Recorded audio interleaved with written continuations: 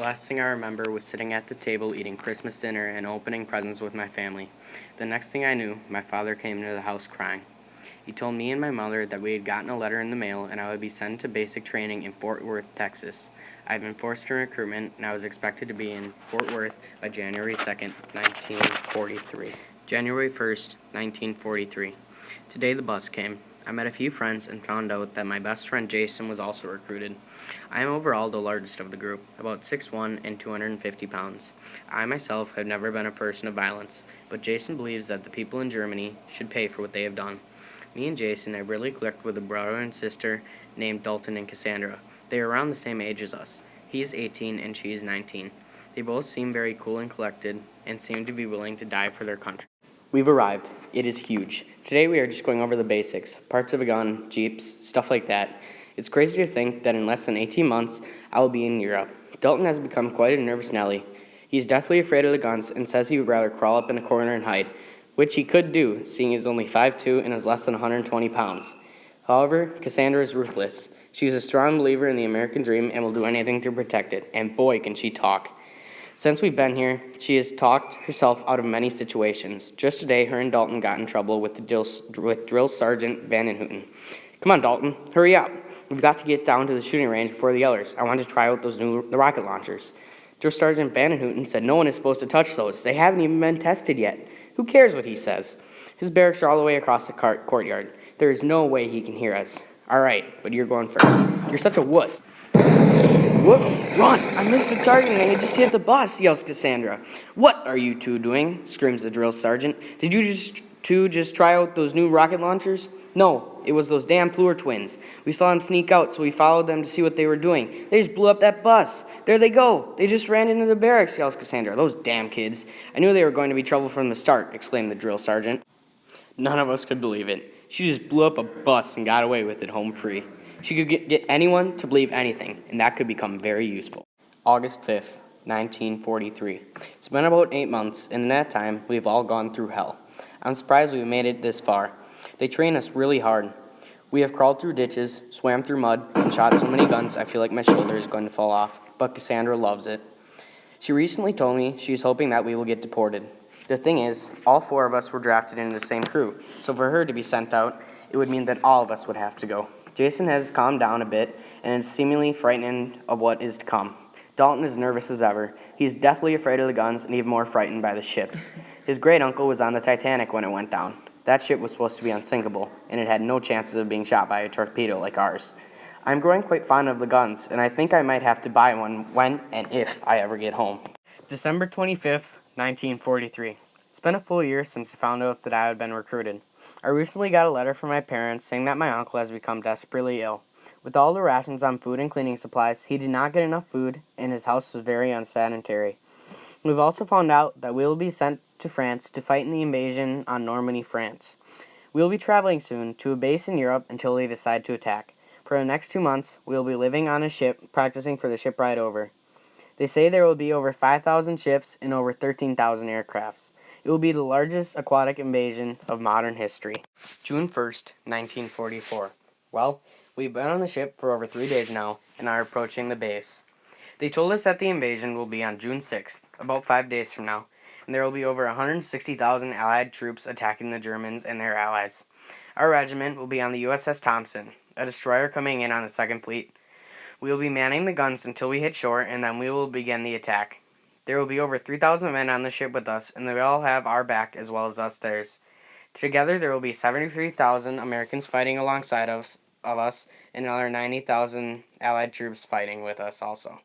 We are all deathly afraid of what is to come, but are willing to put our lives on the line for our country. June 6th, 1944. Today is the day, men. I have full confidence to your courage, devotion to duty, and skill in battle. We will accept nothing less than victory. Dwight E. Eisenhower, June 6th, 1944. This got us all hyped up. On a massive destroyer sat the 5 of us and about 3,000 other soldiers. With less than a mile to go until we came ashore, we were sent to the guns. Cassandra went first, and none of us objected. In less than 5 minutes, we would be attacking the dirty, no-good German soldiers that had murdered helpless people in cold blood. There is no thrill or fear like it. There was a rifle on the edge of the ship, and I grabbed it. Just like in training, I sat down on my stomach and adjusted for height and wind. This was it. I was preparing to put my own life above others. I felt like I was better than them, but the truth was, we were both just doing what was expected of us by our country. First shot, I hit. He looked young, maybe 25, his whole life ahead of him, and I had ended it. I once heard a man say, "One for many." I finally understood what he had meant. By killing that one man, I had saved the lives of God knows how many people. It felt good knowing I had saved them, but I had killed a man. The worst part was, I kept going.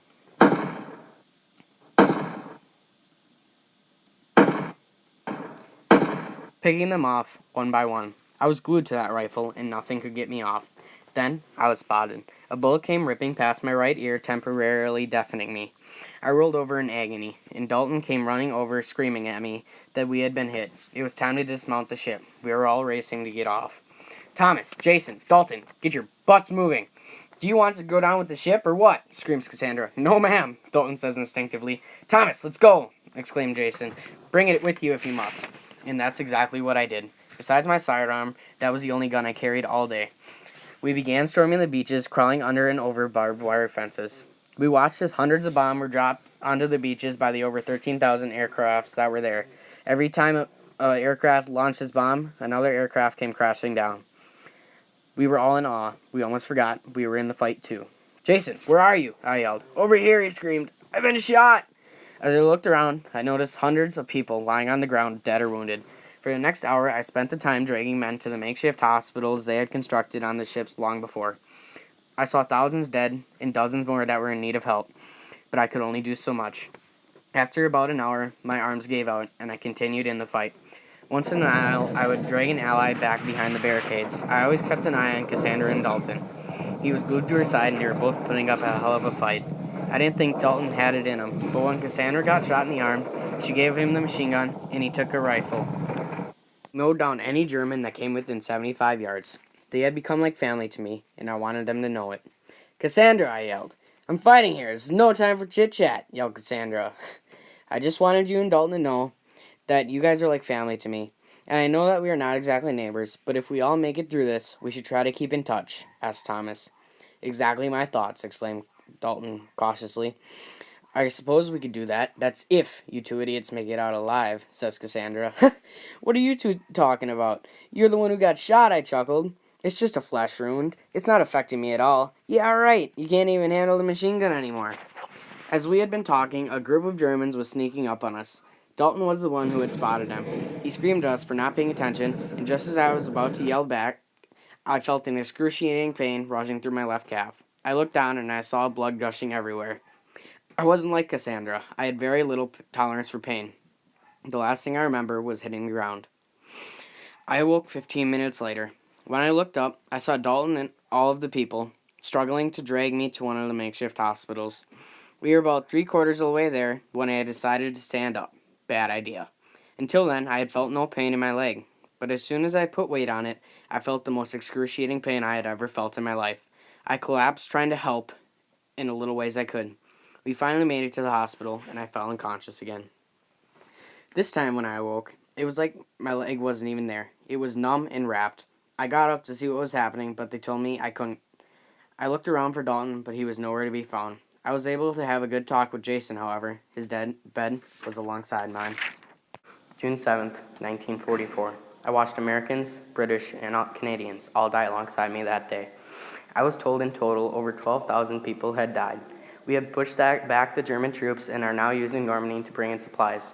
Cassandra and Dalton were okay, and Jason is starting to be able to move. I, however, will be bedridden for at least another week until my wounds heal, which is okay because that is about how long it will take us to get back home. June 14th, 1944. We are finally home. It has been a long year, but I did what was expected of me, and I am now free. "Thomas, you made it," cried my father. "It's good to be home, Dad. Your mother has been worried sick. Are you all right?" "I have a few battle scars, but they are healing all right." "What do you mean by battle scars?" I should never have lifted up my pant leg. My mother walked in just as I did and began screaming. "I told you to stay on that ship. Why did you get off?" I met these people who me and Jason became good friends with. She was very intimate about doing whatever she could. I figured if she was going to be able to do it, so should I. I've seen things no man, woman, or child should see in their life. I still see it to this day. That government has no right to recruit children.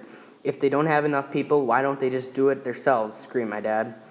"I'm glad I did it. I feel that I saved a lot of lives by being over there. I've helped keep the fight off American soil, and that's all that matters to me now. I'm out of it and will hopefully never have to be back in it again."